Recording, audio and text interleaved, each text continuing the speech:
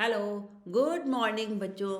मैं महिमा एक बार आपके सामने फिर उपस्थित हुई हूँ एक नई क्लास को लेकर एक नए उत्साह के साथ। और जैसा आप सब लोग जानते हैं कि मैं जो क्लास 10th के लिए क्लासेस डाल रही हूँ उसमें वो सैमुशी की डाल रही हूँ, जिसके नवा पार्ट 9th लेसन को डाल रही हूँ, जहाँ पर सूक्तियाँ हमारे पास हैं। और आप सभी जानते होंगे, जिसने पढ़ाई की होगी, थोड़ी सी भी पढ़ाई की होगी, वो ये जानते होंगे कि ये सूक्तियाँ किसके द्वारा लिखी गई हैं। तिरुवल्लुवर के द्वारा लिखी गई हैं। और इनका जो ग्रंथ है, इन्होंने जो ग्रंथ की रचना की है उसका तिरुकुறल नाम है। और उसमें से उन्होंने बहुत सारी जो तिरुकुरल ग्रंथ है वो सूक्तियों के माध्यम से लिखा है। और बहुत सारी सूक्तियाँ हैं उसमें। कुछ सूक्तियाँ 9th लेसन के सामने आई हैं। जो सूक्तियाँ हमें पढ़नी हैं वो हमें क्या सिखाती है? वो हमें सिखाती है कि इनके जितनी भी सूक्तियाँ हैं वो नैतिक ज्ञान देती हैं। और माता पिता के साथ कैसा व्यवहार करना चाहिए, बड़ों के साथ हमें कैसा चलना चाहिए, अपने से छोटों के साथ कैसा चलना चाहिए, किस तरीके का कैसी वाणी रखनी चाहिए, मन आपका कैसा होना चाहिए, इन्हीं सभी की नैतिक बातों के बारे में वर्णन किया है इन सूक्तियों के माध्यम से। राइट, चलिए अब हम श्लोक करना शुरू करते हैं। और एक बार श्लोक जो है, पहला श्लोक मैं पढ़ती हूँ, उसके बाद हम इसको सीखेंगे कि हमें इसे कैसे करना है। पिता यच्छति पुत्राय बाले विद्याधनम महद पितास्य किम तपस्तपे इति उक्तिस्य तत् कृतज्ञता। अब देखिए, जैसा मैंने आपको सिखाया है कि जब जब मैं अर्थ सिखाती जाती हूँ साथ के साथ नंबर्स लगाती जाती हूँ कि कहाँ से कौन सा शब्द हम उठा रहे हैं। राइट, तो चलिए सबसे पहले हम उठाते हैं पिता। बचपन में बाल्य, पिता बाल्य माना बचपन में विद्या रूपी महान धन पुत्र को देता है। या पिता बचपन में पुत्र को विद्या रूपी महान धन या क्षति माना देता है। राइट, एक लाइन आपको समझ आ गई बच्चों? पिता से अस्य माना इसके लिए। देखिए, इसे जब हम विग्रह करेंगे तो आएगा पिता जमा ये अवग्रह का अ हो जाएगा अस्य। तो पिता अस्य पिता, इसके लिए पिता कितनी तपस्तपे, तपस्या करता है, कितनी तपस्या करता है। अब इसको देखिए, चार शब्दों से मिलकर बना है। ये बना है इति जमा, यह जो है वो ई में चला जाएगा यण संधि के द्वारा, उक्ते है। और ये जो स है वो विसर्ग में चला जाएगा, ये आ जाएगा तत्। और नेक्स्ट है कृतज्ञता। ये चार शब्द है ना, कृतज्ञता। तो इसके लिए पिता कितनी तपस्या करता है, इति उक्तिम तत् कृतज्ञता, है ना। यह उक्ति माना कह देना ही, यह कह देना ही। तत्, तत् माना उसकी कृतज्ञता है, यानी पुत्र की कृतज्ञता है। पुत्र अगर ये बोल देता है कि पिता मेरे लिए, मुझे विद्या रूपी धन देने के लिए महान तपस्या करता है, ऐसा अगर वो समझ लेता है, यहाँ ऐसा वो कह देता है, तो यही उसकी कृतज्ञता है। राइट, कृतज्ञता का मतलब धन्यवाद प्रकट कर दिया। यही उसने पिता को धन्यवाद दे दिया कि आप मेरे लिए बहुत कर रहे हो। यह सोचना ही बच्चे के लिए बहुत ज़रूरी है। राइट, तो एक बार फिर से मैं बता देती हूँ, एक बार फिर से समझ लेते हैं। पिता बचपन में पुत्र को विद्या रूपी महान धन देता है। इसके लिए पिता कितनी तपस्तपे, कितनी तपस्या करता है। इति माना यह, उक्त यह कह देना ही उसकी कृतज्ञता है। राइट, आपको बच्चों समझ आ गया होगा। एक बार फिर भी मैं आपको हिंदी अनुवाद करवा देती हूँ, लिखवा देती हूँ, है ना। ये आपका हिंदी अनुवाद। हाँ, पिता बचपन में पुत्र को महान विद्या रूपी महान धन देता है। इसके लिए पिता कितनी तपस्या करता है। इति माना यह या ऐसा, उक्ति माना कह देना ही उसकी कृतज्ञता है। ये कह देना ही उसकी कृतज्ञता है। राइट, तो आपको ये मैं सोच रही हूँ श्लोक बच्चों अच्छी तरह से समझ आ गया होगा। आसान भी है, ऐसा कोई कठिन भी नहीं है हमारे लिए, है ना। कृतज्ञता, कृतज्ञता। राइट, अब हम ये आपका एक श्लोक नंबर 1 हो गया। अब हम नेक्स्ट श्लोक पे चलते हैं और नेक्स्ट श्लोक को करने की कोशिश करते हैं। आप अच्छी तरह से समझ रहे होगे बच्चों, है ना? चलिए अब हम सेकंड नंबर श्लोक करते हैं। जैसे अगर हम मैं एक बार पढ़ लेती हूँ। अवक्रता यथाचिते तथा वाची भवेत यदि तदेवाहु महात्मना समत्वम इति तथ्यतः। तो अब इसको करने की अवक्रता मना होता है सरलता, है ना? वक्रता होता है टेढ़ापन और अवक्रता होता है, इस आ गया तो इसका अपोजिट हो गया, विलोम हो गया और ये हो जाएगा सरलता।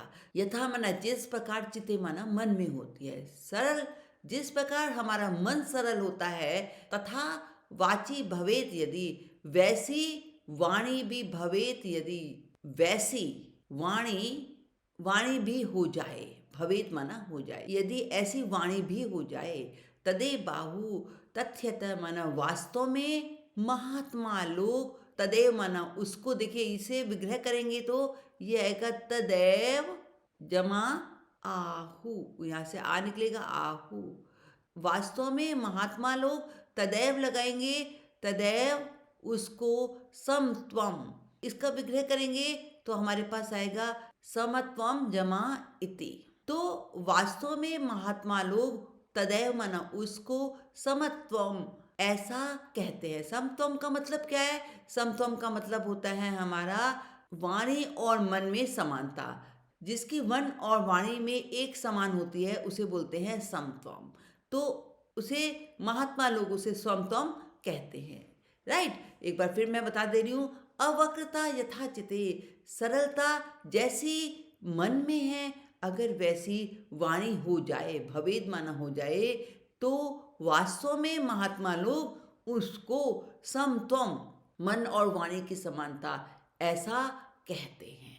राइट, तो चलिए एक बार हम इसको हिंदी अनुवाद में लिखवा दे रही हूँ आपको। सरलता जैसी मन में है वैसी यदि वाणी हो जाए तो वास्तव में महात्मा उसे समत्वम ऐसा कहते हैं। आगे बच्चों बात समझ में तो आसान है। यहाँ एक क्वेश्चन हमारा रह गया, तदे बाहु महात्मन समत्वम इति, है ना?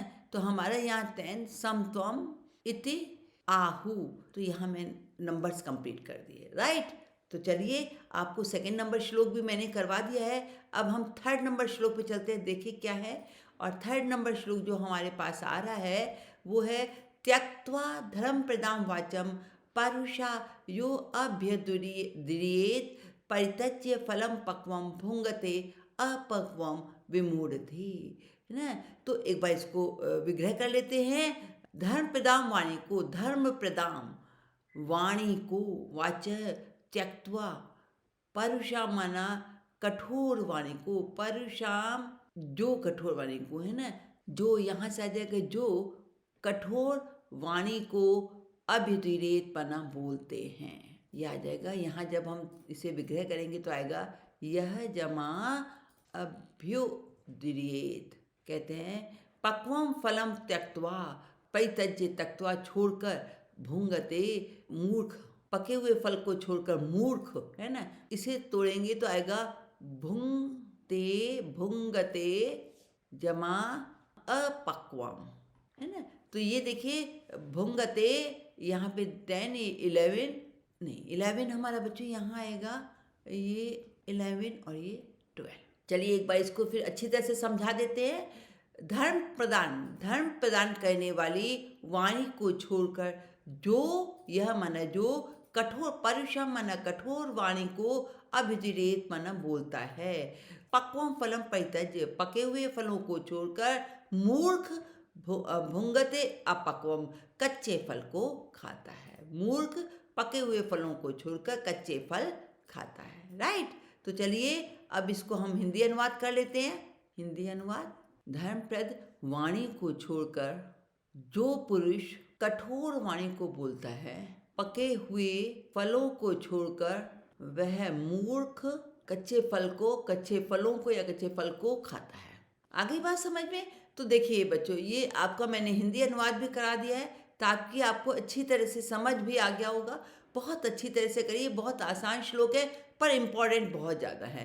ये आते ज़्यादातर एग्जाम में ज़रूर आते हैं ये, राइट। चलिए नेक्स्ट 4th नंबर करते हैं हम। विद्वांसः एव लोके अस्मिन् चक्षुमन्तः प्रकीर्तितः अन्येषां वदने ये तु ते चक्षुर्नामानि मते। विद्वांस लोग, अस्मिन लोके, इस लोक में, विद्वान ही आंखों वाला कहा गया है। अन्येषां वदने, अन्य के मुख पर, है ना। ये तु ते चक्षु नामानी मते। देखिए र आ गया तो चक्षु नामानी, तो विसर्ग आ जाएगा तो चक्षु चक्षु नामने मते। नाम मात्र की 2 आंखें हैं। फिर से अब इसका ये हमने नंबर्स डाल दिए हैं बच्चों, अब इसकी हिंदी करते हैं।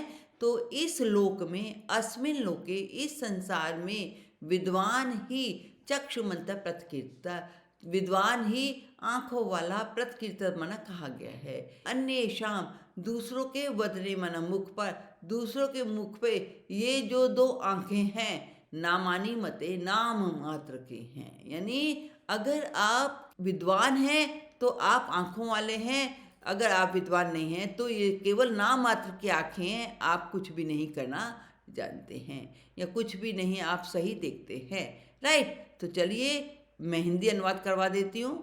हिंदी अनुवाद। इस लोक में विद्वान को ही आंखों वाला कहा गया है, आंखों वाला कहा गया है ना।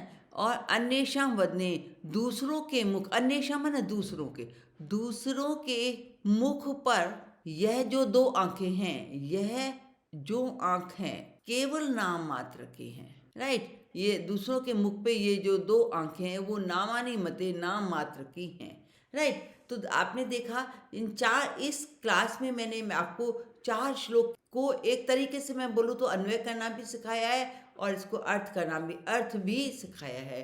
मैं समझती हूँ बच्चों आपको वो अर्थ समझ आ गया होगा और आप अन्वय भी लगभग सीख गए होंगे। चलिए मैं ये क्लास क्लोज करती हूँ और जाते जाते मैं फिर एक बार आपसे कहूँगी, आप शेयर कीजिए, लाइक कीजिए, सब्सक्राइब दूसरे से कराइए, आप करिए खुद। नेक्स्ट क्लास लेके मैं आपके पास बहुत जल्दी आती हूँ। तब तक के लिए goodbye. Okay, thank you बच्चों।